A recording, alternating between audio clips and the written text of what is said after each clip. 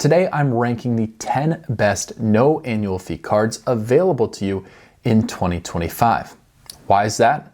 Well, you guys keep asking to give no annual fee cards their moment in the sun. Even though we talk about a lot of expensive, high annual fee credit cards and how to use them strategically to get a ton of value, even in my own setup, I find that I keep coming back to those $0 annual fee cards that are some of the most core credit cards, making my wallet the very best it can be. No matter whether you're new to credit cards or you're building out an awesome wallet strategy of your own, there's going to be some gold content in here for you. Let's dive right in.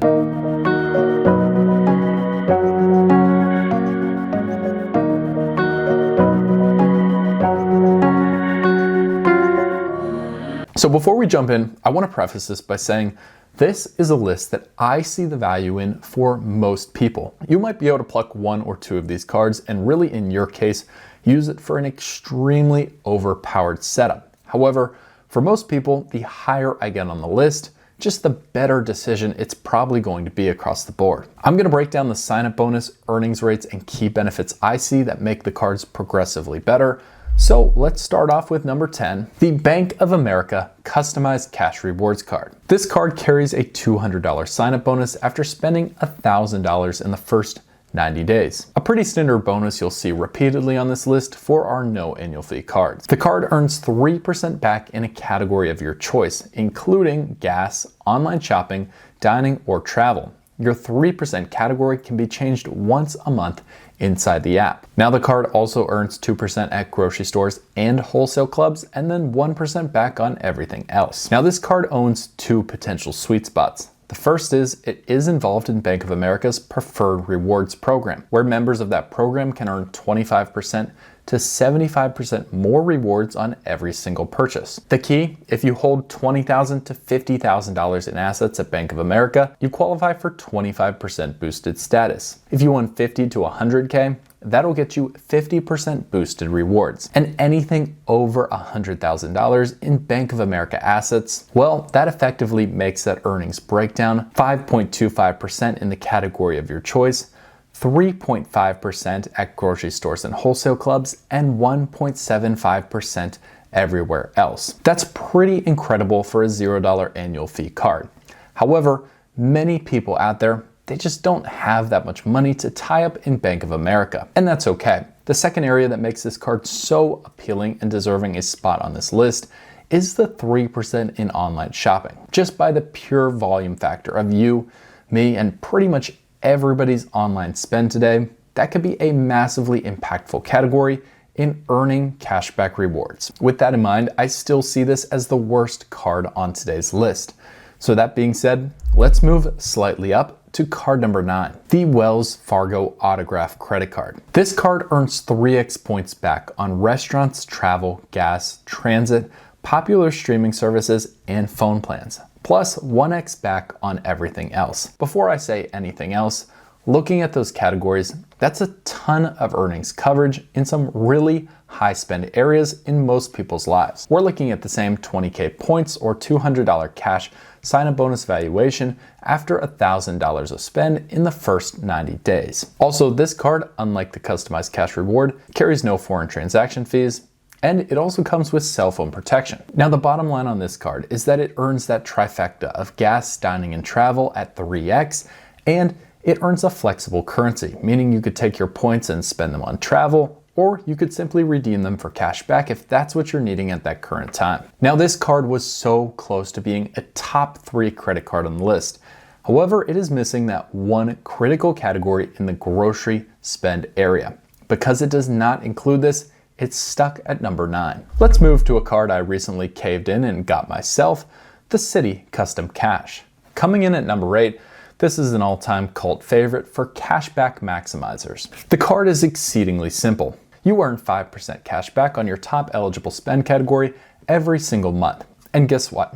The card does the math for you, it calculates it itself, and sends you your monthly cash back. Some of the most popular categories that people like to use this card to target are gas, groceries, restaurants, and a few others. After the 5%, which is capped at $500 a month, this card earns a flat 1% back on everything else. Now, this card simply wins for a high cashback earnings rate and the flexibility to pretty much deploy it wherever and not have to over manage it.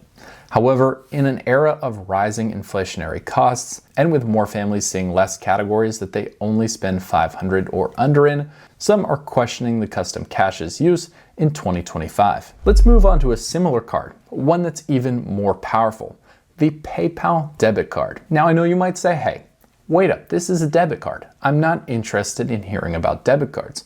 Well, rewatch the first 5 seconds of the video. I said this was the best no annual fee cards, not credit cards of 2025. So I want to clue you in with a little bit more information about what the PayPal debit card really brings to the table. Now, I have also added this card to my wallet, so I am biased. However, let me show you exactly how I use it. The card also earns 5% cash back, but this time in a category of your choice. However, compared to the custom cash, which caps you at $500 a month, the PayPal debit card increases that cap to $1,000 a month. It includes the categories of restaurant, apparel, fuel, and groceries, which do include Walmart and wholesale clubs, and rideshare and public transport. You just have to make sure to set a reminder for the first day of each month on your phone to pull it out and set your category for that month. The entire hack with this card is it earns a ridiculous cap of $1,000 and allows you to select grocery stores, which will include stores like Walmart, Target, and other wholesale clubs out there as groceries and still credit you back at a 5% earnings rate. There's essentially no other card with a $0 annual fee that allows you to get this much cap on your earnings and at this high of a rate at 5%. In the number 6 spot comes the Bilt MasterCard. The Bilt MasterCard changed the game a few years ago, becoming the first card to allow you to charge your rent to a credit card without incurring the fees that most rental companies charge to complete that process. Now on this card, you'll earn 1x back on rent, up to 100,000 points a year, 2x back on travel, 3x back on dining, and 1x back on everything else. There's also some special categories like 5x on Bilt neighborhood restaurants and 5x on Lyft rides, but most people don't typically spend in those areas quite as much. They also have little perks like on Renter's Day, the first day of each month. You'll get double points on travel and dining, plus different unique offers and challenges put forward to you by Bilt. Now the big caveat with this card is to get the benefits from using it, you have to swipe it at least 5 times in that month. It's a massive critique on the card, and people have found really creative ways of getting around this. For example, a common one is to go to the grocery store and buy 5 individual bananas to complete the transaction threshold for a given month. Another thing that the card brings to the table is it has a robust but smaller list of transfer partners, including brands like United and Hyatt, giving the card even further flexibility. Now the card falls at number 6 because for some of you who don't rent, at its current stage, it's very irrelevant. And for others who do, most people eventually want to get into a house, and therefore the card has a finite lifetime in your wallet. However, if you can take advantage of it, it does what no other card can do. Coming in at number 5 is a classic card, the Amex Blue Cash Everyday. The Blue Cash Everyday earns 3% back at US supermarkets up to $6,000 a year on a cap, 3% on US online retail, also up to $6K per year, and 3% on gas stations before dropping into 1% back on everything else. Now, a lot of people ask if this card also earns flexible currency.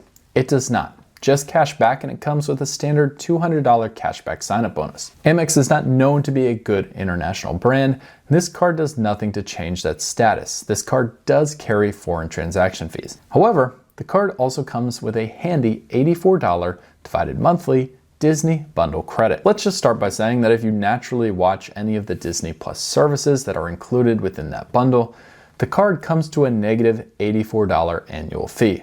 That means you're getting positive $84 in value just simply from holding it and doing nothing else with the card. After that, it comes with 3 huge categories for pretty much everybody: groceries, gas, and online shopping.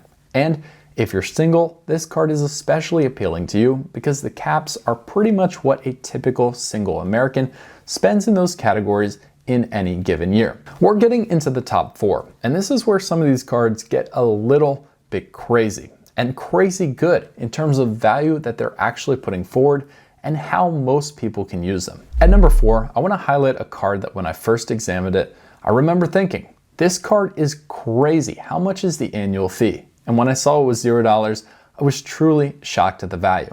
That card is the US Bank Altitude Connect. This card is a $0 annual fee card that really comes off as a card that should be valued in that $90 to $99 tier of travel credit cards. That's because it earns 5x points back on hotels and rental cars via the Altitude Rewards Center, 4x points back on general travel, 4x points back on gas and EV, up to $1,000 of spend each quarter, 2x points on dining, streaming, and grocery before earning 2x back on everything else. Now, what really sticks out here is this is the only credit card I know of that offers airport lounge access on a $0 annual fee card. You'll get 4 visits every year through Priority Pass Select status to airport lounges. You also get TSA PreCheck or Global Entry credit, and the card is a Visa Signature card, which comes with its own list of separate benefits. Between having very impressive earnings in select categories and a few travel benefits for the person who's not ready to take the jump and pay for an annual fee on just a credit card, this can be the card for you to experience some of what's out there and really get great value at the same time. Coming in at number 3 and placing on the podium, winning a bronze medal in my eyes for the best no annual fee credit card that you can go with in 2025 is the Fidelity Rewards Signature Visa card. This is a card that is one of the first cards I've ever owned, so I am again a little biased here, but I also think I have more experience working with this card and seeing how it's grown than pretty much most others out there. The card is simple. It earns a flat 2% unlimited cash back on every single thing you buy. There is hardly ever a sign-up bonus, however there's also no foreign transaction fees, and if you're looking to simplify and automate your financial life, this is probably the single best credit card out there for you. The key with the Fidelity Rewards Visa Signature card is that the 2% you earn can be automatically set to be invested or just set into a money market account in a Fidelity investment fund. This is key because every point you earn turns into dollars and cents, and whether you invest it and earn potentially 8 to 10% on average in the stock market, or you're content to let it sit in a fund that's currently earning about 4%, this is the only card that truly sets your finances on autopilot and then has a growth factor in the background where you're not only earning cash back on spend from the money you already had to spend in your daily life, but then that money is growing for you passively in the background. On another flat 2% cashback card, all that money will ever be worth is 2% in cash back. However, due to the automation and potential growth, if you hold this card and use it for years and years and years, by the time you get towards year 10, that 2% in the money you've spent has actually turned into a 3 to 5% return on your total spend, depending on how you invest or manage that money. I made a whole video on this concept to help people understand and gave real comparisons to travel credit cards, so I encourage you to check that out if you've got the time. I want to move into number 2, which is actually a double entry here. This is the AAA Daily Advantage and AAA Advantage Duo. These cards are constantly flying under the radar, and there's a specific reason why. That reason is the only thing that keeps them from being number 1. However, if you have the opportunity to access these cards and learn more, this is going to be the match that starts that flame of interest. Let's talk Daily Advantage. This card earns 5% back on grocery store purchases, 3% back on gas and EV, wholesale clubs, streaming services, and pharmacy. It also earns 1% back on everything else. Now the 5% and the 3% categories do have a $10K spend limit before those earnings revert back to 1%. However, that is obviously a very healthy limit, especially in comparison to some other caps we've talked about further back on the list. Let's look at the Travel Advantage card.